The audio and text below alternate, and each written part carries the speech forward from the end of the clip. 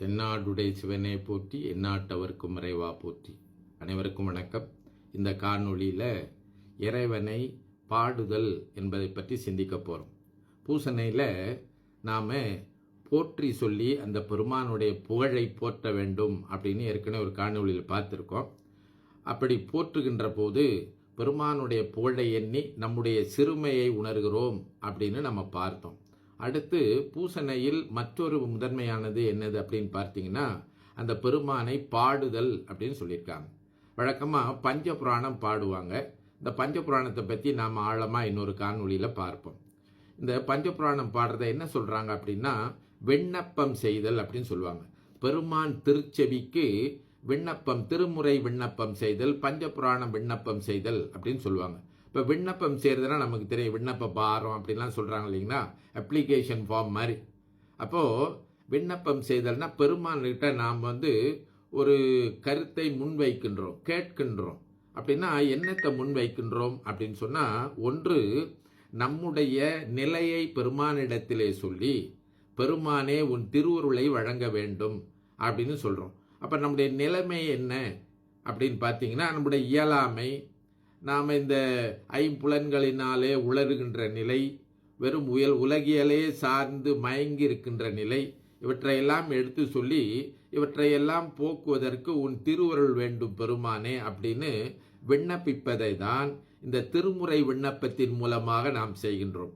சரி, இன்னும் கொஞ்சம் எப்படி நிலைமை சொல்வது அப்படின்னு பார்த்தீங்கன்னா, இப்போ நாவுக்கரசர் சொல்கிறார், நெஞ்சம் உமக்கே இடமாக வைத்தேன், நினையாது ஒருபோதும் இருந்தறியேன். பெருமானே, உன்னுடைய என் நெஞ்சில் உனக்கு தான் இடம் கொடுத்துருக்கின்றேன், உன்னை நினைக்காம இருந்ததே இல்லை அப்படின்னு. அடுத்து சுந்தரர் நிலைமை சொல்றார், பித்தா பிறை சூடி பெருமானே அருளாலா, எத்தான் மறவாதே நினைக்கின்றேன் மனத்துன்னை வைத்தாய் அப்படின்னு சுந்தரர் சொல்றார். இன்னும் கூட இந்த அருளாளர்களுடைய நிலைமையை சொல்கின்ற போது நீங்கள் பார்த்தீங்கன்னா, மற்ற பற்று எனக்கு இன்றி நின் திரு பாதமே மனம் பாவித்தேன், பெற்றலும் பிறந்தேன் இனி பிறவாத தன்மை எய்தினேன் அப்படின்னு சொல்லி நமக்கு நற்றவா உனை நான் மறக்கினும் சொல்லுனா நமசிவாயவே என்று சுந்தரர் தன்னுடைய நாக்கை நமசிவாய மந்திரம் சொல்லி பழக்கி விட்டதாக சொல்லுவார்.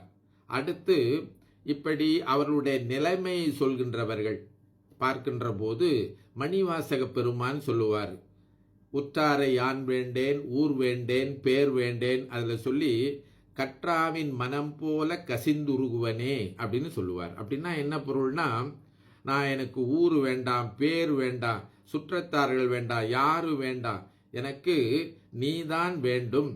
நான் இந்த சேய்க்கன்று இருக்கின்றதே, கன்று குட்டி இருக்கின்றதே, அது எப்படி தாய்க்கன்ற எண்ணி எப்பொழுதும் மாமா என்று கதறி கொண்டிருக்கின்றதே, அதுபோல் உன் திருவருளையே வேண்டி நான் கதறி கொண்டிருப்பேன் என்று மணிவாசக பெருமான் சொல்கின்றார்.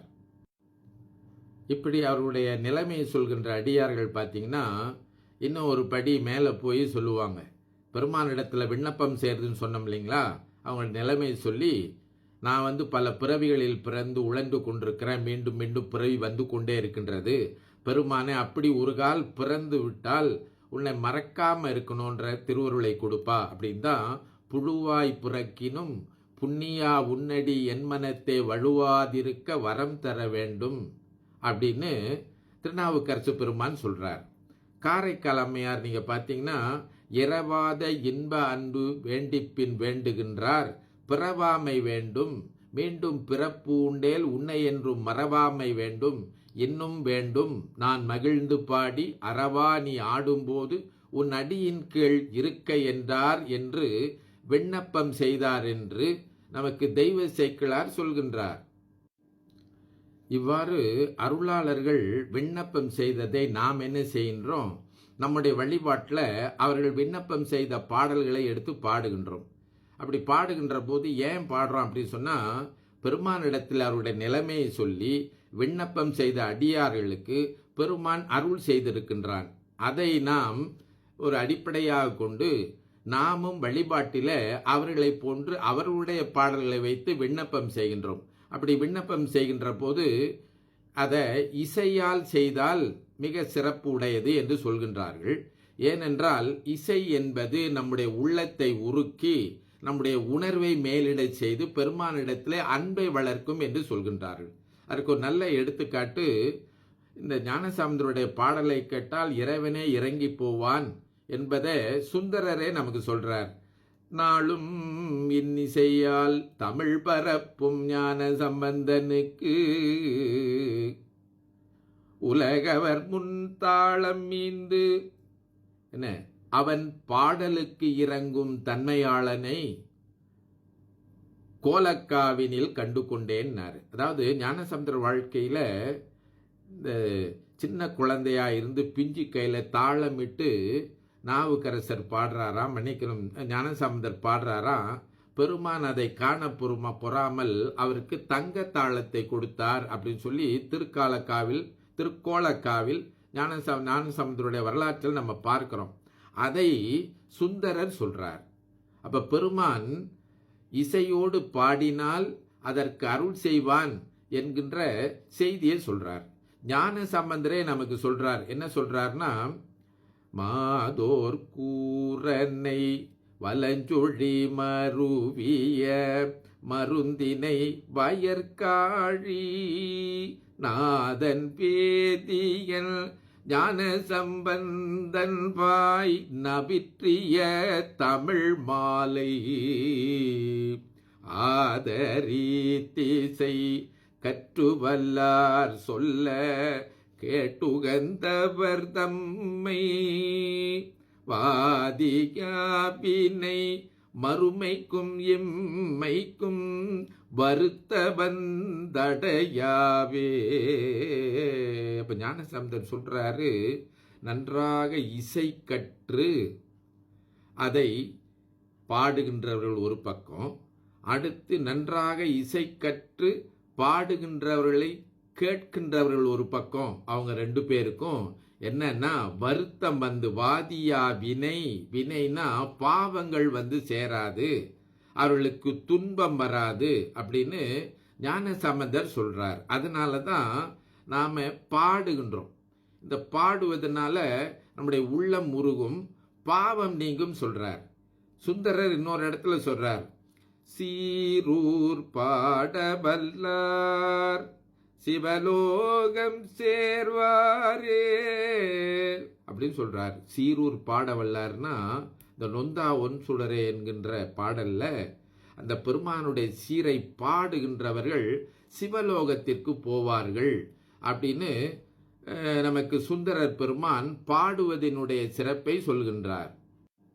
இன்னும் கூட சுந்தரர் ஒரு பாடல்ல சொல்றாரு, பாட்டும் பாடி பரவி திரிவார் ஈட்டும் வினைகள் தீர்ப்பார் கோயில் அப்படின்னு இந்த இறைவனை பாடி திரிகின்றார்களே அவருடைய வினைகளை தீர்க்கின்றவன் பெருமான் அப்படின்னு சொல்றார். அப்போ பாடல்களை நாம் பாடி பெருமானிடத்தை நம்முடைய இயலாமையை எளிமையை எடுத்து சொல்லி விண்ணப்பம் செய்கின்ற போது பெருமான் அதற்கு செவி சாய்த்து அருளாளர்களுக்கு அருள் செய்திருக்கின்றான் என்பதனால தான் இந்த அருளாளர்கள் பாடிய பாடல்களையே நாம் பெருமானுடைய செவிக்கு விண்ணப்பம் செய்வதாக சொல்கின்றார்கள். அப்படி நம்முடைய தமிழ்ச் சைவர்கள் திருமுறை பாட வேண்டும் என்பது ரொம்ப முதன்மையான ஒன்று. அது பெருமானிடத்திலே நாம் பேசுகின்ற மொழியாக இருக்கின்றது. எப்படி பாடல் வடிவில், அப்படி பெருமான் இடத்துல நம்ம சாதாரணமாக கூட பார்த்தீங்கன்னா சில பாடலாக பாடுகின்ற போது நம்முடைய உணர்ச்சி மேலிடுது இல்லைங்களா? அதுபோல அருளாளர்கள் இறையன்போடு பாடிய பாடல்களை எடுத்து நாம் பெருமான் திருச்செவிக்கு விண்ணப்பம் செய்கின்ற போது நம்மிடத்துல உருக்கம் ஏற்படும். அதனால தான் காதலாகி கசிந்து கண்ணீர் மல்கி ஓதுவார் தம்மை அப்படின்னு ஞானசம்பந்தர் சொல்லுவார். அப்போ ஓதுதல் ரொம்ப முக்கியம். அது உள்ளத்தை உருக்கும், இறை அன்பை பெருக்கும் அப்படின்னு தெரியுது. அதனால எப்படியாவது நாம் எல்லாம் தேவாரத்தை முடிந்தால் இசையோடு கற்றுக்கொண்டு அதை அருளாளர்கள் பாடியது போல பாடி பெருமான் திருச்செவிக்கு விண்ணப்பம் செய்து நம்முடைய இறை அன்பை மேலிடச் செய்வோம் என்று சொல்லி இந்த அளவிலே நிறைவு செய்கின்றேன். தென்னாருடைய